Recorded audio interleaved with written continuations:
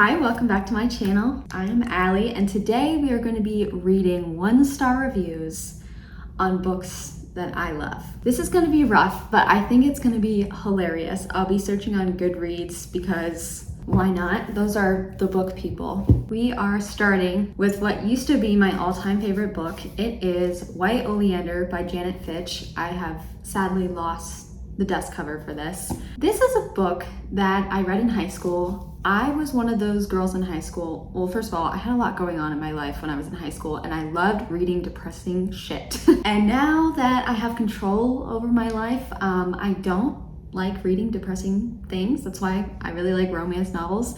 So I have not read this story in probably 7 years, but it made such an impact, and I reread it like every 6 months for like 3 years. I've scrawled all over this. I have Friends Don't Let Friends Do Drugs that I got in high school. This story, I related to it a lot, sadly, because this is actually a harrowing story about a young girl's journey through foster care. It is traumatic. This girl goes through so much shit. I did not go through all of this, obviously, but it is so well written, is one of the reasons that it still stands as one of my favorite books. Janet Fitch, I have never read any of her other books, but it's so poetic. I mean, I just showed you a page. There's literal poetry in this, but just the way it's written. I feel like this is gonna be the one where the 1-star reviews I can already see coming. I'm picturing them saying, why would anyone write this book and put this girl through so many things? Maybe they're gonna say that the author traumatized us on purpose. I don't know. Let's see. There are 5,811 1-star reviews. They recommend this for sad girls. This is a horrifying book, not necessarily for the story's content, which is horrifying, but for its plot, execution, characterization, and particularly its overcooked writing. Ooh. I gritted my teeth to get through this and see what happened. The story itself is interesting, but the writing was so fussy and melodramatically overwrought that I wanted to toss the book away. Kept going only because I wanted to understand people's strong response to it. I understand this to a degree. It is very flighty, and like I said, it is very poetic in a way. It's very lyrical, and for someone who finds that obnoxious, I can understand where they'd see this. Of course, to teenage me, to young adult me, even to me now, I am obnoxious, and I love that. I only wish there were a star less than 1. I wish I could remove stars. I wish there were a star deficit rating. This book almost made me give up reading altogether. Damn. It is definitely the last book I trusted from Oprah. Oh yeah, this was a part of Oprah's book club. I think she owes me money. Wow, wow, wow. It was page after page of the most depressing writing I've ever read with absolutely no payoff. I would disagree. There is a payoff, but it is pretty depressing. But that's, I don't know. I feel like this is the little life before the little life. I would rather be stuck on a desert island with nothing at all to do than be stuck with only this book. No wait, if I could be stuck with this book, I could at least burn it for warmth. I would never burn you. Wow. Like, I knew people would think it was depressing, but most people are saying that it is overwritten, that it's relentlessly dreary, and that it is deplorable. And that's all I'm saying, so we're gonna move on. I understand these critiques. I know that some of it is preference, but some of it is the content that is written. So anyone who hasn't read this and is still intrigued, I'm telling you, you're either gonna love it or hate it. Moving on, I've already mentioned this book several times, and I am not going to mention it again in any other videos, but Sarah Dessen, I love her. She's my favorite YA author. She's why I started reading. I have to smell this book, I'm sorry. This is This Lullaby, one of my favorites of hers, if not my favorite, and I wanna see the 1-star reviews on here. I'm trying to, my prediction for the 1-star reviews. I'm about to do a review myself about how good this book is, so I'm like trying to think of bad things, and I just keep thinking of all the good things. I don't know. All right, let's check this out. There are 3,695 1-star reviews. Let me try to find a short one. I never finished this one. I got a few chapters into it and then skipped to the last chapter and called it done. That is just rude. I have really enjoyed the other books that I have read by Dessen, but this one was depressing, high schoolers involved with sex, drugs, and alcohol, and extremely boring. How could that be boring? I understand that some people don't enjoy Sarah Dessen if they're used to really fast-paced YA, because Sarah Dessen really creates the mood, and that's why I love her. YA romance novel about angsty, shallow, cynical teens falling in love. I did not enjoy it. It was slow and unappealing. That is all I have to say. I read the first few chapters and I was so turned off by all the bad language. They probably said the F word like once. However, I did read the last chapter. I had to make sure the princess got her prince. These traders who are just not even reading a book but wanting the payoff. Come on, man, you gotta work for your supper. I forget what that phrase is. Literally couldn't even finish with all of the drinking and swears. I want them to read White Oleander, please. Remy is the most unlikable main character I have ever read. I couldn't get past her personality to finish this book. Also, who smokes cigarettes anymore? True. I feel like, okay, I'm just gonna quickly defend myself here. Part of the reason I really like this book in particularly against all of other Sarah Dessen books is because Remy, who's the main character, is so different than the others. Oh God. Many of Sarah Dessen's other protagonists, they're all very kind of meek and very nice and quiet and obedient. And Remy is kind of this, she still is quiet, but she doesn't take shit from anyone. And I really like that. It was like one of the first times I ever read a book where that happened. So mostly these are just prudish people that are scared to read a book with the F word in it, which, you know, that's fine, but 1 star? And I'm seeing that people thought it was slow, which I understand in comparison to other YA novels. Okay. My feelings aren't too hurt. Y'all just don't get it. All right, next is a book that I read in 2021. It was one of my favorites, Convenience Store Woman by Sayaka Murata. It was so good, so sweet, so short. I can't imagine anyone having anything bad to say about this. 1,934 ratings for 1 star. I get it, I just don't care for it. Okay, I'm trying to find short ones. Well, that was disappointing. People have nothing interesting to say? Okay, let me read some of the longer ones. Okay, some people are just being really insensitive. This may be the book I've waited for my whole life. A book so bad that I simply have to finish it. I've been there before. I was fascinated by how atrocious it is.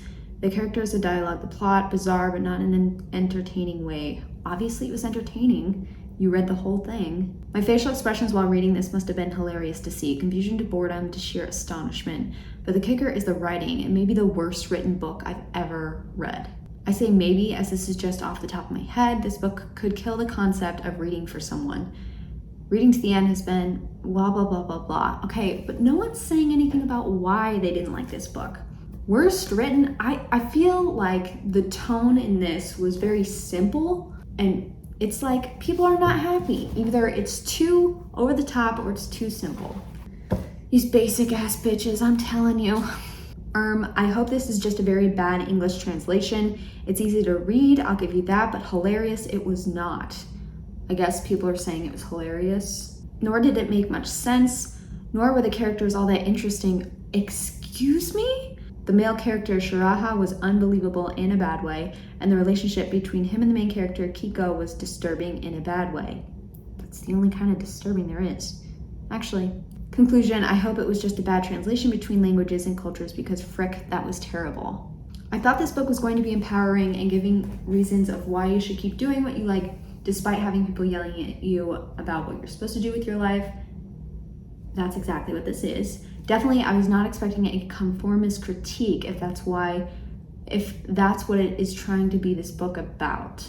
We follow Kiko in the story, blah, blah, blah. That's too long. Definitely not what I expected. It was a little weird and didn't really have a point. Pretty much the only cool thing about this book was being able to learn about convenience stores in Japan.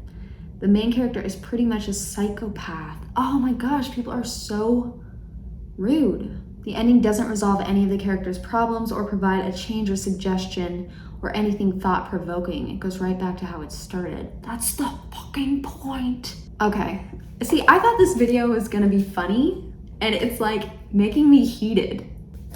Let's move on. My next favorite book is one I don't really hear too many people talking about. I'm sorry, I have to sniff the book. This is The Last Summer of You and Me by Anne Brashers.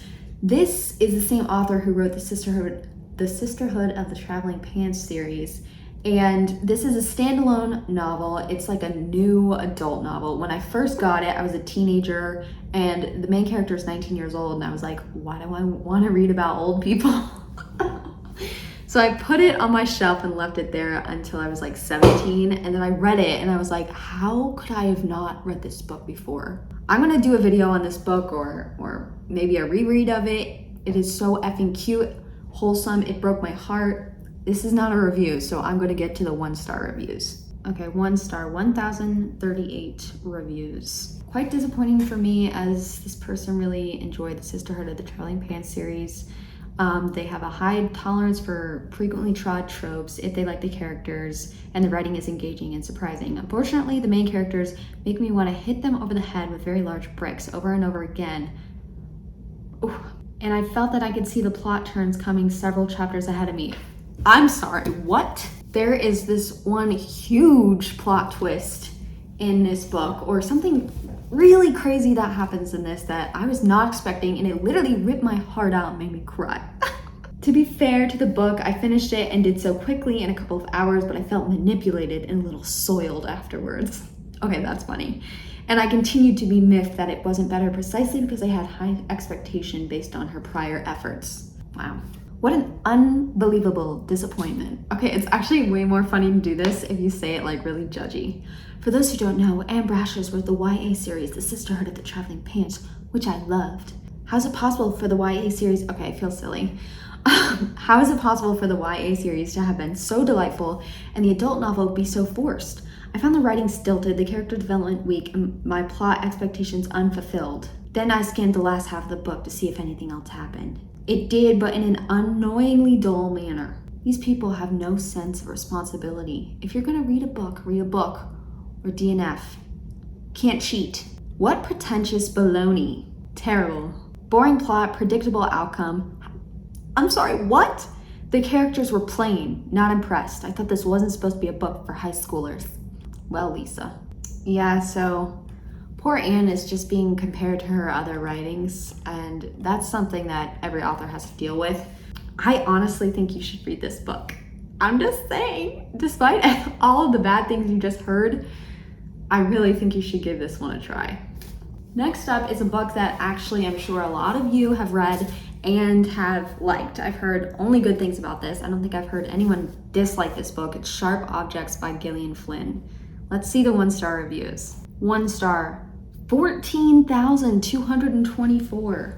If they say this is predictable, I want my money back because this was not predictable. The razor blade on the front cover of the book is what one yearns for right after embarking on this read. Oh. Sharp blade with which to cut every single page one by one. I thought he was gonna say something else. Oh, he does. Oh, I can't read that. Okay, here's this person's cons. She wrote a whole book herself on this review. What were these characters supposed to be? Every single character was filled with an intense hatred and cynicism about everything. They were all incredibly violent, shallow people with no other defining characteristics. They were all very boring, flat people who just seemed to be awful without any motivation. Boring people. There's multiple murders in this book. How could that be boring? This book was too short to be so boring. I'm sorry. What book did you read? Okay, let's find another one. This is a horrible book. It is misogynistic. It makes Gone Girl look like a masterpiece, and that is saying something. It is gross, literally. It is trite. I hated it. I'm trying to think of misogynistic. I mean, the conversation of battling misogyny is in here. So in a way, there's a conversation about it and about how that is something that's in, oh, I'm sorry. I forgot I'm not doing a review. Okay, a lot of people couldn't take the amount of violence. I understand that as a bad review because some people just don't vibe with that. DNF at 48%. Nothing about this book worked for me. I didn't like the writing or the main character, and that wasn't much of a plot. There wasn't much of a plot. I was so bored and disappointed that by the halfway point, I decided to throw in the towel. That's why you didn't like it. Guess I should have read Gone Girl instead. You know what? You should read Gone Girl, and then you should finish this book. Honestly, I remember starting this book, even though it was short, it was a little slow. Oh, what's in here? Oh my gosh.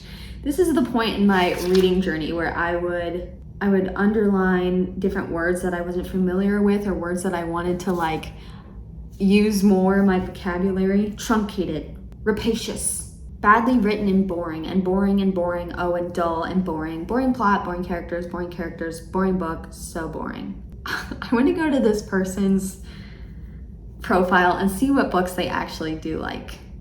Oh, it's set to private. Never mind. Damn. Okay, let's move on. Okay, and the last book I'm going to discuss, Bel Canto by Ann Patchett. I no longer have the physical copy because I lent it to a friend and he never returned it to me, and I will never speak to them again. Just kidding, but sort of. I'm pretty sure this won like a pretty big deal award. So I can't imagine anyone one-starring this for it being badly written. I feel like that would be hilarious if someone actually said that. Some things I can see people not liking. There is some age gaps in here. There are children terrorists in here. But this is one of the most beautiful stories I've ever read, honestly. There are 5,894 one-star ratings. Overwrought, stereotypical, and ridiculous. Of all the books, this was one I was most looking forward to, blah, blah, blah. Oh, because she adores the opera. The book rang so false to my ear. The melodrama and overly disgustingly sweet sentimentality, that was a mouthful, was jarring, discomforting, and infuriating. I somehow suspected that Ann Patchett had subcontracted a junior writer from Disney Animation and another burned out writer from Harlequin Romance to come together and churn this out while she joined their ideas and linked them with very few gorgeous passages. The characters were absolute caricatures with extreme gender and ethnic stereotypes. Interesting. The emotions and storyline were completely illogical, and the whole experience left me both angry and depleted. The only thing that will act as a salve to cure my disappointment is to go and listen to Diana blah blah blah more opera. If you go into this book only for the opera moments, I think you have done yourself a disservice. There are some ethnic stereotypes in this book. I'm interested to read more about that. I haven't reread the book in a while. I'd be interested to reread it and pay more attention to that. I don't know how she did it, but Patchett managed to make a terrorist attack boring. That is so funny because this is another kind of slow read. It's really moody, and it really is more of a show and don't tell kind of book. So it's not, there are points where like, wow, stuff is happening and it's a little thrilling, but it's not a thriller at all. I didn't get a sense of mad confusion or terror. It all seemed muted and sort of civilized. And eventually many of the terrorists became nice guys. Spoiler alert. I know she wanted to show their humanity, but she went overboard. And this is not a story that's like, I agree, it's not something that would happen in real life, but I think the beautiful thing about it is the humanity and that we're forced to see, and that this could happen. My biggest complaint is that she told us immediately who wins in the end. Completely ruined it for me. See, this is not a thriller, so plot really doesn't matter. It's the journey, if you will. Dull, unlovable characters, flat language. Oh, unlovable characters? My God, I can't, like, that's really the biggest thing you get. Oh, I'm sorry, but I can't suspend my disbelief enough to buy that people who have just been taken hostage by a group of automatic rifle slinging terrorists would give a damn about musical performance, never mind appreciate the finer points of opera. Well, that's just ignorant. Okay, I think that is it. These are just some of my favorites, so maybe I will do this kind of video again. This was fun. I got a little heated, I have to say, and now I want to do a video defending all of these books, which is stupid because the amount of positive reviews that each of these books had was ridiculous. I think the one with the most hate was Sharp Objects, and then maybe White Oleander. I will double check that. Thank you for watching this video. I hope you guys had fun. All right, I will see you guys next time.